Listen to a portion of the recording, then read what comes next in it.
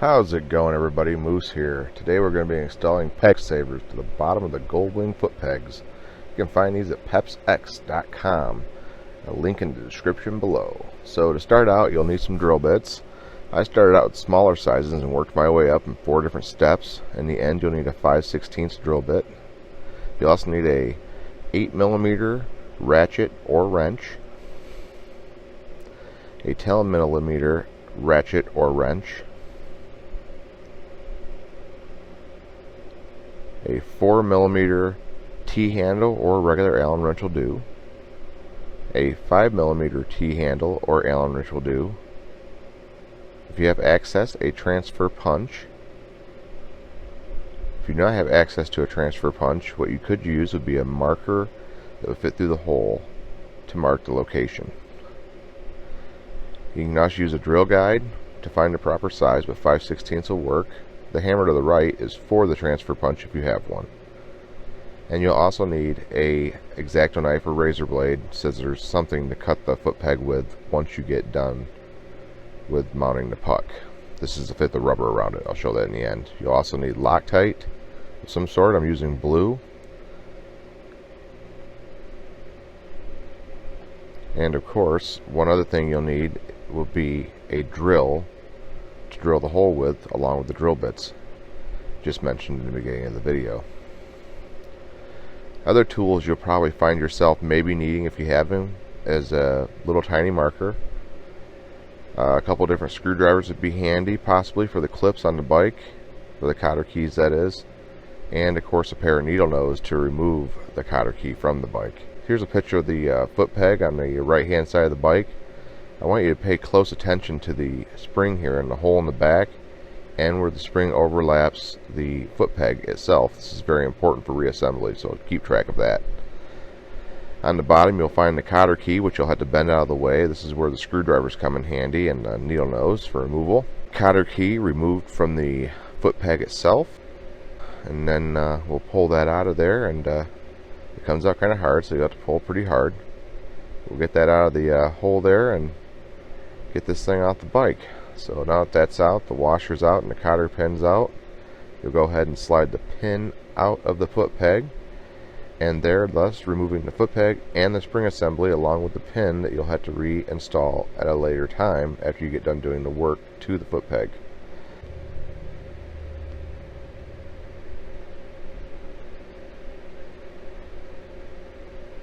So now we have the foot peg, we have to take it apart so we can gain access to the inside. A couple things we got to remove: acorn nut and an 8mm bolt. First, let's remove the 8mm bolt out of here.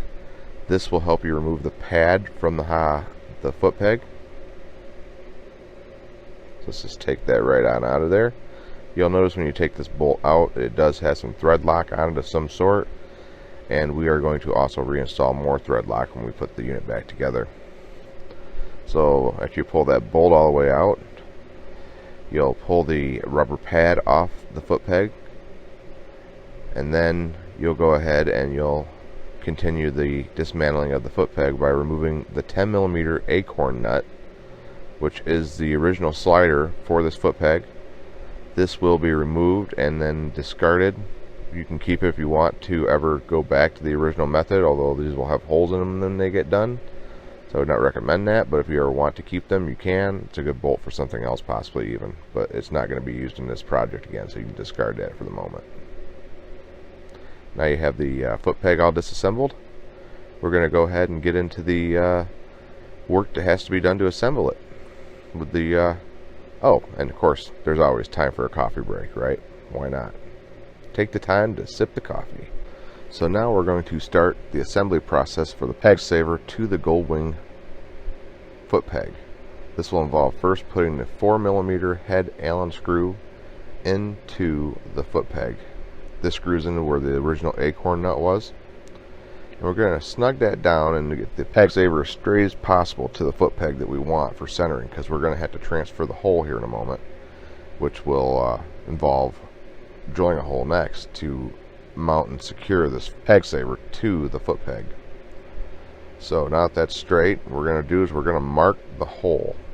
Use the transfer punch to transfer the hole from the peg saver to mark it on the bottom of the plate of the foot peg. Now again, if you wanted to, you could use a marker for this. You don't need to use a transfer punch, but I had them available, so I used them. Now what we're going to do is we're going to take out that 4mm head Allen screw again, so we can get access to underneath it to start drilling our hole. Right there you can see the dimple from the transfer punch. And I am going to start out with a 1/16 inch drill bit and then work my way up until I reach 5/16, which will be the clearance hole for the main bolt that goes inside the peg saver. This main bolt will have a 5mm Allen head on it, and it will cinch down the peg saver to the peg itself.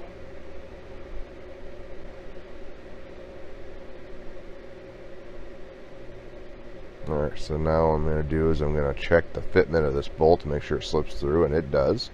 You want a good slip fit, that way you can get access to tighten it down and move it around when you get done. This is where we're going to start the assembly process. We're going to use some Loctite on the foot peg for the screws and such to keep them from coming out at a later date. This will help against vibration and other problems that may occur when going down the road or using it over the years. So we're going to put the peg saver into place, and we're going to run down the 4mm head screw into the foot peg and through the peg saver. Not completely tightening it yet, but somewhat snugging it down so you can still move it, because you still have to put that 5mm Allen screw head in through the hole we made on the other side of the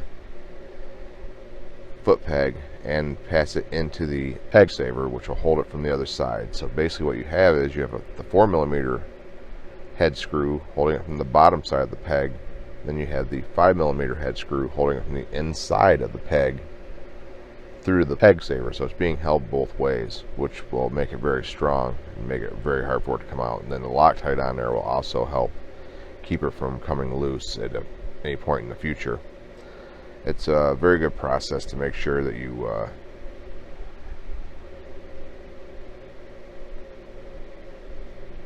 give the most adequate secureness to any kind of fastener you put on, if it's not going to be movable and you don't want to take it out at a later date. So we're going to put that bolt in, and we're going to snug it down, and we're going to tighten down the 4mm bolt too. And then what we're going to do is we're going to take the rubber part of the foot peg, and we're going to reinstall that 8mm bolt. Don't put anything on it yet. We're just reinstalling it to get it lined up with the peg, because we have to do a little more work here. Now if this peg had been used, chances are the rubber on the peg would have been wore down off the bottom from taking corners, and you'd have wore it down. But since this is a brand new peg, I need to mount this back onto the peg, and then I need to trace out the bottom of the foot peg onto the rubber of the foot peg itself. Therefore I can go through and cut it out afterwards. So what I'm going to do is I'm going to take the marker and trace around it just to make sure I got a good line to follow, because I'm going to have to use that X-Acto knife here in a moment to do some cutting on it and make it so it'll fit around her properly. I suppose you could probably leave it without doing that, but it just looks better to have it cut out and fit the shape of the foot peg itself. So we're going to remove the 8mm bolt, and we're going to go ahead and we're going to cut this pad out to make it fit the shape of the foot peg.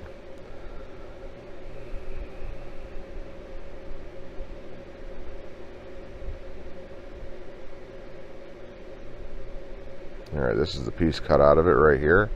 Now we're ready to completely reassemble this unit into one piece. So I'm actually going to apply the Loctite to the 8mm bolt, the 8mm head bolt, and we're going to reapply the rubber portion of the foot peg back to the metal base of the foot peg, therefore completing the assembly required of the Honda Goldwing foot peg and making it so we can put it back on the bike, and our peg saver will now be installed. So we're going to cinch down that 8mm bolt. Again, 8mm head bolt. It looks approximately to be a 4 or 5mm bolt, I imagine, being metric. I'm going to cinch it down with a ratchet here to make sure it's good and tight.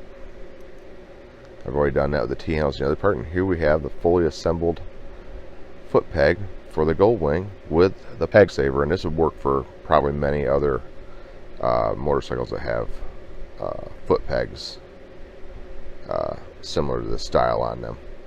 Obviously would not work for bikes with floorboards, but nonetheless it will work for these. And here's the reinstallation on the bike. Now we're going to be looking at the driver's side of the bike, or the left. When you're sitting on the bike, be the left hand side. I want to make sure everybody realizes this hole here is what we talked about in the beginning with the arrows. That hole is very important for reinstalling the spring.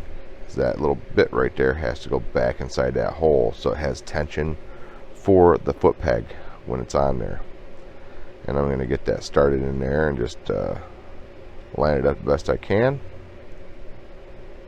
And then I'm going to go ahead and get the highway peg, or the foot peg, reinstalled on the bike.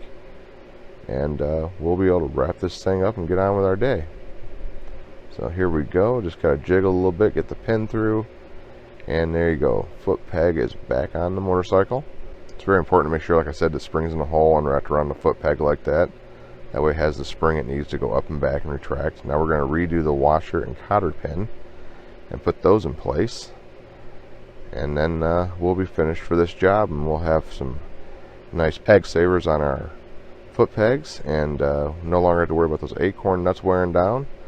I do not know at this point in time exactly how long these last, but I imagine they go a good long time. My Kaylee7's had his on his bike since I installed them last September, and I believe they're still going strong. Perhaps he'll be able to do a video and show us how much wear he's put on these over the past 6 months or so. 4 months, sorry. It's only been 4 months, and last quite a while. Alright, this is Moose saying keep it safe out there, and I appreciate you watching. I'll talk at you later. See ya. Bye.